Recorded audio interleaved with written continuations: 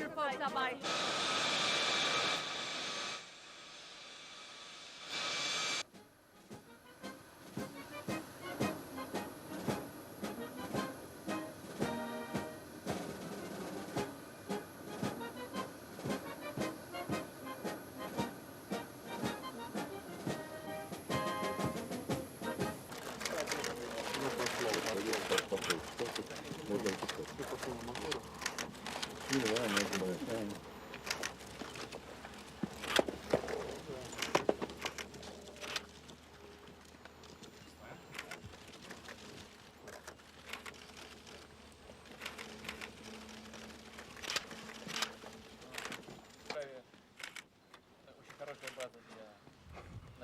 You know about the very late.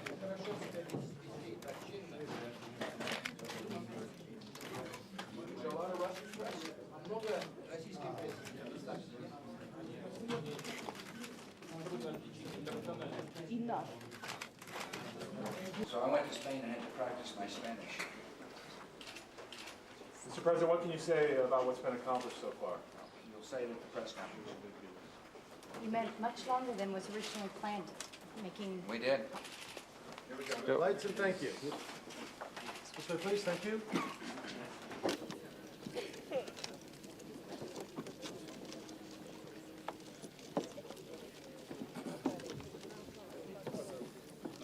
I did. I said I thought that was a wise thing for NATO to expand so long as nations met their obligations and fulfilled their, met what's called the MAP process. I said yesterday in Poland, I felt like a secure border for Russia, a border with safe and friendly nations is positive.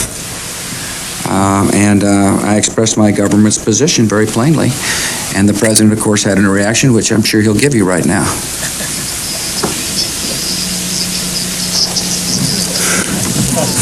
I thought he was going to give it to you right now.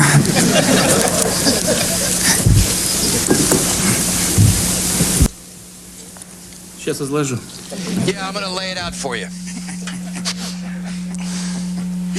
I'm going to lay it out for you. Я вам сейчас зачитаю. Look, I'm going to read to you. Я вам сейчас зачитаю. I'm going to read to you Недавно рассекречено. something which was recently declassified. Собственно говоря. Speaking for myself, this was printed a while back, but there's a document, attached addendum documents which were secret. Copy, declassified, it was top secret. Look, here it is. This is a note of the Soviet government from 1954 sent to the countries of NATO. Here's what it says. The leadership holding to its inalienable policy and taking into account all the tensions, the Soviet government announces its intention to enter into discussions with NATO countries about its participation in NATO, with the North Atlantic Treaty Organization. And this was the answer. Look, here's the answer. All right, here we go. The Soviet government proposed, they were talking about the widening of the NATO pact and what they're going to do about bringing Soviet Union. That there is no need to stress the completely unrealistic nature of such a proposal from the Soviet Union. That's the answer that NATO gave. So what we're talking about here, you remember about a year ago, I think somebody asked a question about what's your attitude, is it possible that Russia is going to join in NATO or not? I said, why not? And right away, Mrs. Albright, former Secretary of State, she was someplace on a trip to Europe, she said, look, we're not talking about this right now. Look, you understand that we're not, our attitude toward NATO is not as one towards an enemy organization. Of course not. And I'm very grateful to the President of the United States that finally, from the territory of the United States, these words were heard. This is very important for us. We value this. When a president of a great power says that he wants to see Russia as a partner and maybe even as an ally, this is worth so much to us. But if that's the case, then look, we ask ourselves a question. Look, this is a military organization. Yes, it's military. They don't want us there. They don't want us there. It's moving towards our border. Yes, it's moving towards our border. Why? So this is the foundation of all our concern, not just to bring it in or not bring it in, or accept NATO or not accept NATO. Look, look, the positive feeling that we now have developed today with President Bush, this could be a separate subject of discussion, because you know Russia is cooperating with NATO. We have an agreement.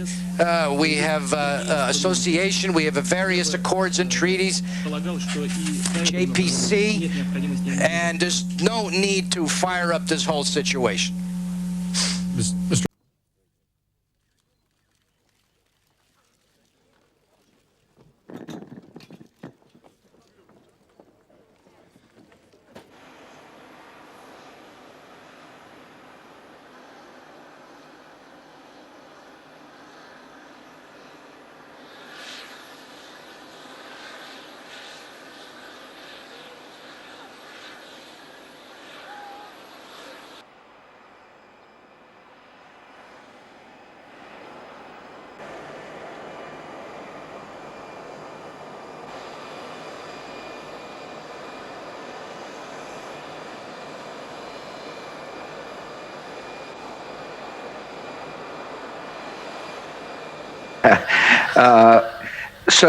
Dave, this was in Slovenia, and at one of Tito's summer houses early in 2001, and Vladimir Putin and I met for the first time.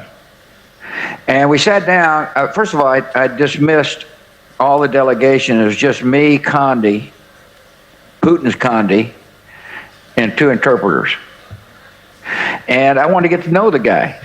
You know, I think the best kind of diplomacy is personal diplomacy. And so he wants to talk about this, that, or the old Soviet era debt, and he had a huge stack of cards and kind of reading them. And it frankly, it interested me, but I wasn't that interested in a huge stack of cards. And I said to him, I said, is it true your mother gave you a cross you had blessed in Jerusalem? This was a fact that the CIA had dropped on him as part of a background. And his whole countenance changed.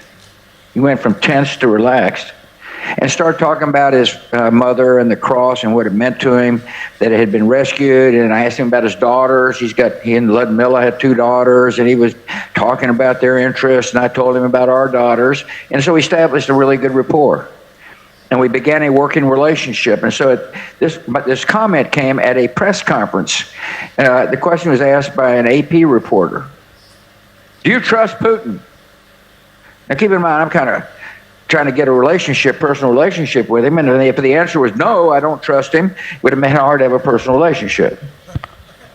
But trust but verify had already been used by Ronald Reagan, and I didn't want to be viewed as a plagiarist, right? And so I said, yes, and kind of hoped the reporter moved on. I said, why? And I said, because I looked in his eyes and saw his soul. And it was such a befuddling answer, they went on to another question. But it was really referring to the fact that he had this great kind of emotions about something as significant as the cross.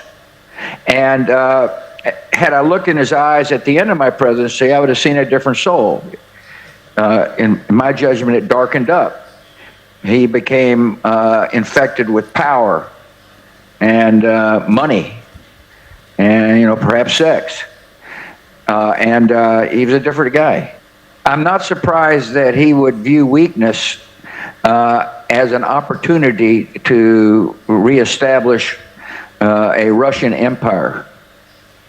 And I think he saw weakness, frankly, as a result of U.S. and allied reaction in Afghanistan. We needlessly pulled out, and the world goes, what the hell's America all about? You know, is it not willing to honor its commitment? I think Putin saw that as an opportunity, as did, by the way, Chinese and Iranians and everybody else who is not on the same side of freedom as we are. And so he's got a chip on his shoulder.